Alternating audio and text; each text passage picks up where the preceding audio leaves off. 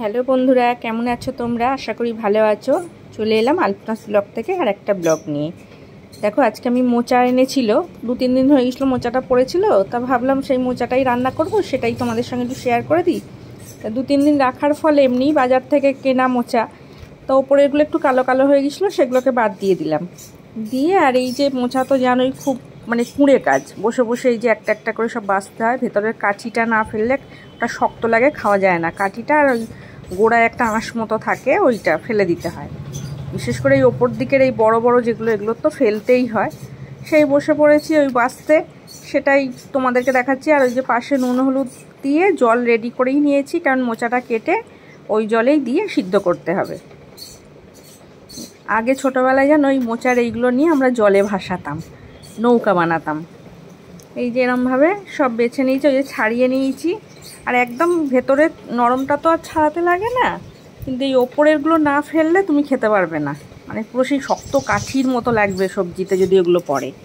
তো ওগুলো ওই জন্য খাওয়া যায় না। আর এই বাছার অভাবেই মোচা টোচা রান্না এখন খুব কমে গেছে, কারণ অনেক টাইম লেগে যায় এই একটা একটা করে বেছে বানাতে। এই যে ভেতরের এইটুকু আর 2-1টা ছাড়িয়ে নিয়েছিলাম, নিয়ে আর বাকিটুকু কাটবো। আর ভেতরের ওই নরমগুলো কাঠিগুলো না ফেললেও হয়, তাও যতটা পারি ওই মাথার দিক দিয়ে কেটে কেটে তুলে তুলে ফেলে দিই। আর এইগুলো একদম নরম, এগুলো আর লাগে না। আর এই লাস্টের এইটুকু নিয়ে নেবো। এই 2 দিন ধরে এনেছে, ওই বাছার অভাবে এর হবে। তার মধ্যে জানোই আমাদের বাঙালি বাড়িতে অনেক সময় শনিবার মঙ্গলবার এগুলো মোচা খেতে নেই। সেই জন্যই ভাবলাম যে এরম পড়ে থাকলে আবার এই শনিবার এসে যাবে, মোচা হবে না। তো ওই জন্য বুধবার ছিল, মোচাটা রান্না করেই ফেলেছিলাম। একটু সকালবেলা উঠেই ছোলা ভিজিয়ে দিয়েছিলাম। আর এই যে এইগুলো নিয়ে আমরা জলে ভাসাতাম ছোটোবেলায়। গ্রামের দিকের মানুষ আমি, কাজে গাছের মোচা টোচা এগুলো তো সবসময় খেয়েছি, পেরেছি। আর এই যে এই কাঠিগুলো সব বাদ দিয়েছি, তাই সেগুলো বাদ দিয়ে ফেলে টেলে দিয়ে আর এই যে কাটতে বসে গেছি বটি দিয়ে। আমি সব কাটাকুটি বটিতেই করি, ছুরিতে আমার একটু টাইম লেগে যায় বলে আমি অতটা নয়, আমি সব বটিতেই ভালো কাটি। এমনকি আলু চিপস যে বানাই সেটাও আমি এই বটি দিয়েই কাটি। যেরমভাবে জিরি জিরি করে সব কেটে নেবো। আর এই যেটা গোটা ছিল নিচের দিকে, ওই গোটাটা এটা একদমই নরম, ওই জন্য এই ভেতরের এইটা পুরোটাই দেয়া যায়। আর সবই যদি ফেলে দেবো তাহলে আর নেবো কি, বলো না? তারপর বাড়িতে একটু নারকোলও ছিল, ছেলেকে বললাম নারকোলটা এনে দে। নারকোলটা সেদিনকে ওর বাবা হুন্ডি করে ছাড়িয়ে দিয়েছিল। বলেছিলাম তোমাকে এর আগের ভিডিও তোমাদের, যে ওর বাবা 2-3 দিন ছুটি ছিল, সেই হাতটা নিয়ে পারে না, কিন্তু তবু আস্তে আস্তে বসে বসে ছাড়িয়ে রেখেছিল নারকোলগুলো, একটু নাড়ু খাবে বলে। যদি নাড়ু বানাই সেটাও তোমাদের সঙ্গে আমি শেয়ার করে দেব। এই যে সব কেটে কুটে নিয়েছি। আর ওই যে নারকোলটা ছেলে এনে দিয়েছে, আর ছোলা ভিজিয়ে রেখেছিলাম, ছোলা দিয়ে মোচাটাকে আগে সিদ্ধ বসিয়ে দেবো। এমনিই খুব বেলা হয়ে গেছিলো ওই দিনকে, আর রান্নাবান্না মোটামুটি সব হয়েই গিয়েছিল। লাস্টে একদম মোচাটা করেছিলাম সব রান্নাবান্না করে। নারকোলটা ভেঙে নিই, নারকোলটা ভেঙে সেই অর্ধেক জল নিচে পড়লো আর অর্ধেক একটু বাটিতে পড়লো। নারকোলটা ভেঙে, আর আমাদের এই যে একটু লোহা ঠেকাতে হয় নারকোল ভেঙে, কেন কী বৃত্তান্ত আমি জানি না, ছোট থেকে যেটা দেখে এসেছি সেটাই করি আমিও। বলে মেয়ে স্নান করে পুজো দিচ্ছিল, তা ওকে বললাম দে কুড়ানিটা, আমি একটু নারকোলটা কুড়িয়ে নিই। নিয়ে এক মালা থেকেই কুড়িয়ে ওর অর্ধেকটা দিয়েছিলাম, কারণ যতটা প্রয়োজন ততটাই দেবো। আবার একটুখানি মালায় রেখে কি করব, বাকিটা কুড়িয়ে নিয়েছিলাম পুরোটাই। নিয়ে ফ্রিজে রেখেছিলাম, সেটা আবার ছেলে খেয়েও নিয়েছিল। পরে দেখি নারকোলটা নেই, ভেবেছিলাম কাঁকরুল আছে, পরের দিন একটু কাঁকরুল দিয়ে পুর ভরে করে দেবো, কিন্তু খেয়ে নিয়েছিল। বলে ওদিকে মোচা সিদ্ধ বসিয়ে দিয়ে আর এই যে আলুটা কাটছি। এত আলু নষ্ট হচ্ছে গরমে, ঘরে আলু এতে রাখছি, সে ঝোড়ার মধ্যে দেখছি রোজই 2-3টে করে আলু পচে যাচ্ছে, ফেলে দিচ্ছি। আর এই দেখো সেই গাছের আমগুলো, যে আমগুলো পেরেছিল সবই তো মোটামুটি রং ধরে গিয়েছিল, কটা ছিল আর এই যেরকম পেকে গেছে। ওই দেখো মোচাটা সিদ্ধ হচ্ছে, আর ওদিকে কড়া বসিয়ে দিয়েছি। একটু তাড়াহুড়ো করছিলাম, কেননা শ্বশুরমশাইকে খেতে দিতে হবে। আমাদের তো খেতে দেরি হয়ে যায়, কেন পূজার বাবা আসে দেরি করে, আসার পর তারপর একসঙ্গে খাওয়া দাওয়া করি। কোনো দিন হয়তো খেয়েও নিই, কিন্তু বেশিরভাগ দিনই ও এলেই খাওয়া দাওয়া হয়। আর এই যে একটু জিরে, শুকনো লঙ্কা, গোটা গরম মশলা, তেজপাতা এইসব ফোড়ন দিয়ে একসঙ্গে সব আলুটা আর আগে ভাজিনি, ওই তেলের মধ্যেই ঢেলে আলুটাও ভেজে নিয়েছিলাম। আগে ভেজে তুলে নিলেও হয়, কিন্তু ওই দিন বললাম না একটু দেরি হয়ে গিয়েছিল, মোচা বাছতে অনেকটা টাইম লেগে গিয়েছিলো, সেই জন্যে তাড়াহুড়ো করে ওই একবারই সব চাপিয়ে দিয়েছি।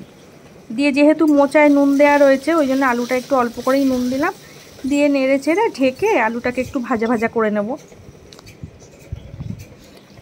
ওই দিনকে করেছিলাম একটু 1 সম্বরে ডাল করেছিলাম, মুসুরির ডাল 1 সম্বরে বসিয়ে দিয়েছিলাম। আর ওই দিন আর মাছ করিনি, একটু ডিমের কারি করে দিয়েছিলাম।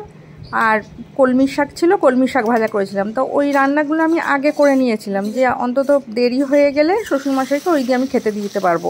ও আর একটু চাটনি বানিয়েছিলাম, আমের চাটনি। আর লাস্টে এই মোচাটা করেছিলাম, যে একান্তই যদি দেরি হয়ে যায় তখন না এটা বিকেলে খেয়ে নেবে বা পরে ওর বাবা খেতে পাবে, একটু শ্বশুরমশাইয়ের জন্য রেখে দেবো। তা হয়েই গিয়েছিলো, তাড়াহুড়ো করে করতে হয়েই গিয়েছিলো। এই জন্য আমি নারকেল কোড়াটাও একটু দিয়ে দিয়েছি। আর একে একে মশলা, হলুদ, লঙ্কা, জিরে গুঁড়ো, ধনে গুঁড়ো, একটু আদা বাটা, কারণ নিরামিষ রান্না এটা।